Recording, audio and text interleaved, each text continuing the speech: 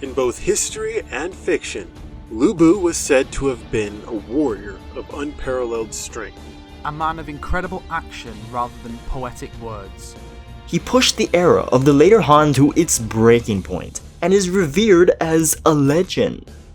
This is Koei's flagship warrior second only to Zhao Yun. This is the fierce demon of the Three Kingdoms. This is the stealer of your waifu. This is Lu Bu. This is Lu Bu. This is Lu Bu. This is Lu Bu. There's not much that we can infer about Lu Bu's early life, but what we do know is that he started his adult life as a commoner with aspirations of becoming a bandit. Upon realizing that learning to read could net him a place in the government, he sought to be educated. Eventually, he enlisted in the military and earned the favor of the general Ding Yuan, who would later adopt him as his own son. After colluding with He Jin to annihilate the 8 eunuchs, Ding Yuan sought to assassinate the corrupt Han minister Dong Zhuo, who directly threatened his power. Although they had a solid plan, Dong Zhuo was one step ahead of them, having already established a positive relationship with Lu Bu. The young general argued against his father's plot, which eventually led to Lu Bu killing Ding Yuan and offering his services to Dong Zhuo. The minister would soon grow fond of Lu Bu and adopted him as his son. Since Lu Bu was known for his peerless strength, Dong Zhuo would often keep Lu Bu beside him at Luoyang, deterring any rivals. And naturally, Lu Bu became the commander of the Royal Guard by then. Sometime in 191, Lu Bu met with Minister Wang Yun, who wanted to bargain for Lu Bu's services and loyalty. In exchange, Wang Yun made an offer Lu Bu could not refuse.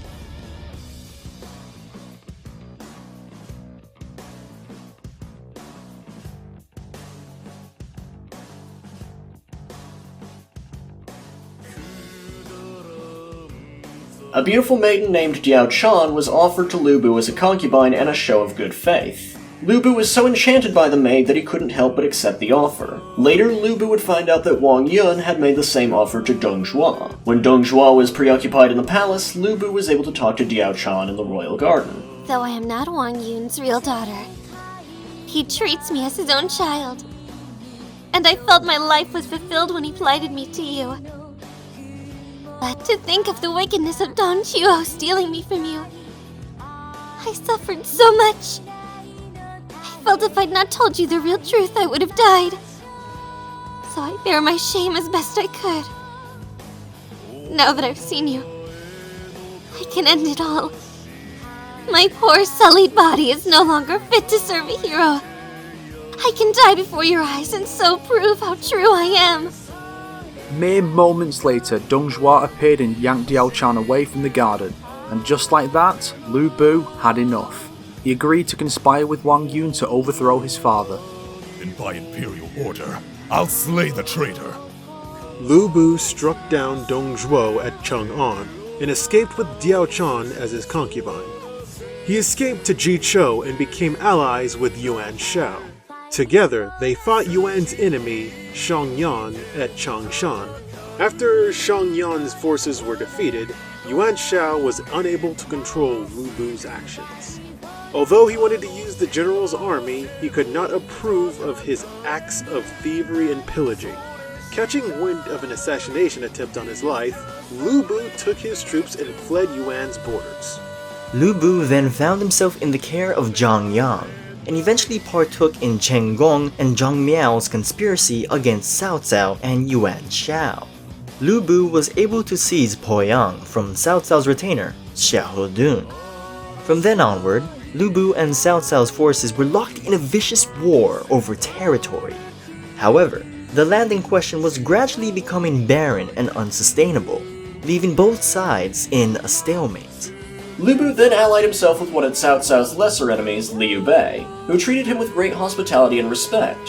However, when Liu Bei left to fight Yuan Shu, Lu Bu overthrew Zhang Fei's position and seized Xiapi. Holding Liu Bei's wives and family as collateral, Liu Bei was left with no choice but to submit to Lu Bu.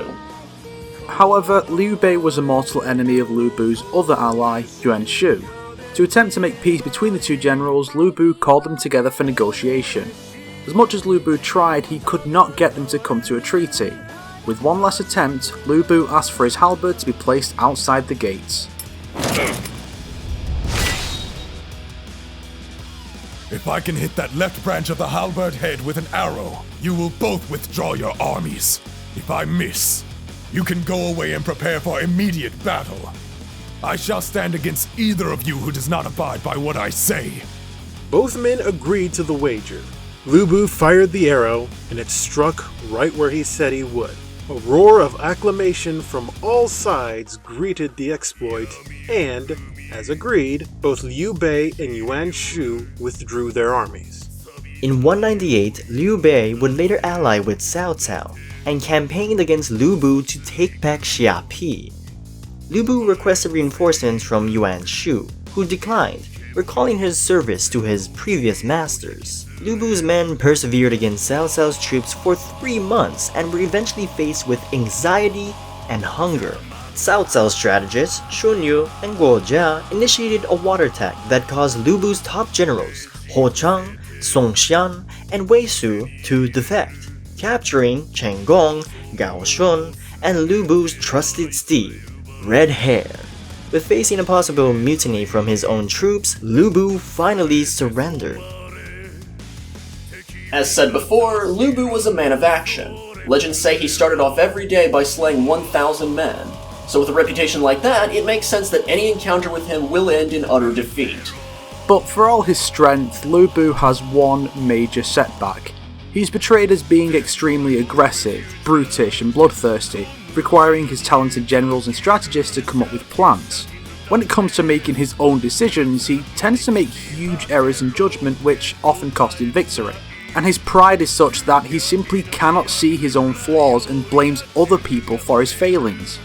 Lu Bu was also very egotistical. He was well aware of how powerful he was and let ally and enemy alike know it. He usually resorts to threats and intimidation tactics against his foes with varying degrees of success. In-game, however, it's just his reputation that precedes him, causing soldiers to tremble in fear at the mere mention of his name. It's Lu Bu. Yeah, that business. Lu Bu's nicknames in the Fourth Empire spin-off, Violence Hurricane, is a reference to the modern-day Chinese use of Lu Bu's name to refer to an oncoming thunderstorm. For reasons that are very apparent. Lu Bu's iconic armor is very accurate to what history depicts, and as of Dynasty Warrior 6, it has become black with a demonic motif.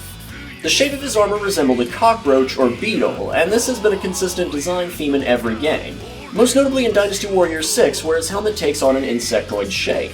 Lu Bu's iconic weapon in Three Kingdoms media is the Fangtian Huaji, or Sky Piercer. Although this weapon may have been an object of fiction, it remains one of the persisting elements of Lu Bu's character, just as much as his headpiece or his romance with Diaochan. His strength weapon in Dynasty Warrior 6, Demon's Bane, was originally named Demon God, which actually brings a whole different meaning when considering Lu Bu's characterization. Demon gods are thought to be half-man, half-beastly specters, spirits of vengeance with hardly a speck of mercy left within them, which reflects the public perception of Lu Bu in Dynasty Warriors games. The original name for his skill weapon is Flying General, which was one of Lu Bu's nicknames given by a former Han official in reference to another feared warrior, Li Guang, who was said to have shared the same physical feats as Lu Bu. Like all soldiers during his time, Lu Bu fights with the art of wushu, but due to his unruly origins, Lu Bu's fighting style is asserting his power to overwhelm his opponents and outright dominate them, as if they weren't even a challenge. Some of his combos even have him target one specific soldier for extra damage. And his Muso attacks, Spirit Bomb, Armageddon Strike and Unparalleled Might, all of them are named for the legendary strength and skill Lu Bu is said to have possessed.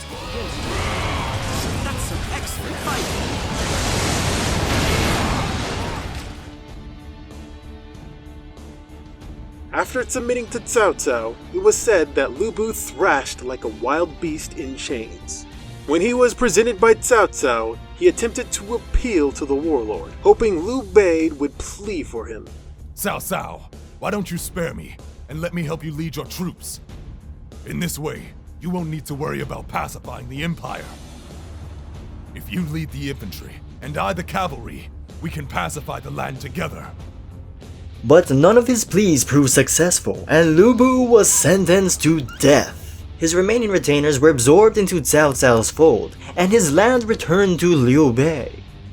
Cao Cao gained infamy for slaying the most vicious warrior of their time, but had he accepted Lu Bu's appeal, this wild beast could have made his army unstoppable. But Lu Bu has proven to be a force that cannot be contained or controlled. He can only be marked as a remnant of the Age of Chaos.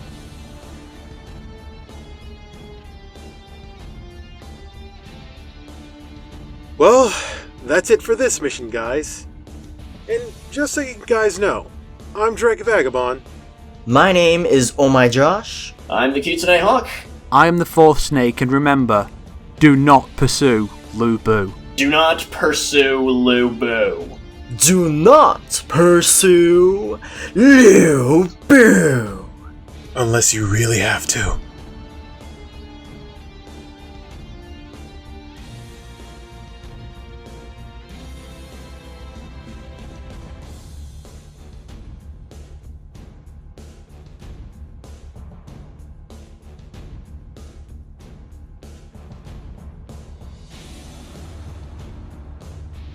You bet your sweet ass there's a post-credits to this. We all know Lu Bu loved the ladies, rivaling Cao Cao in his lust. That's why he practically melts when Diaochan tells him to do something.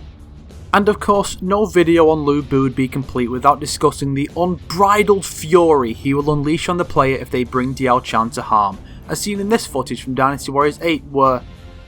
I don't think that's right. Something here doesn't look quite right. You might want to cut the feed on that, Stevie. Cut to something else. Stevie, cut to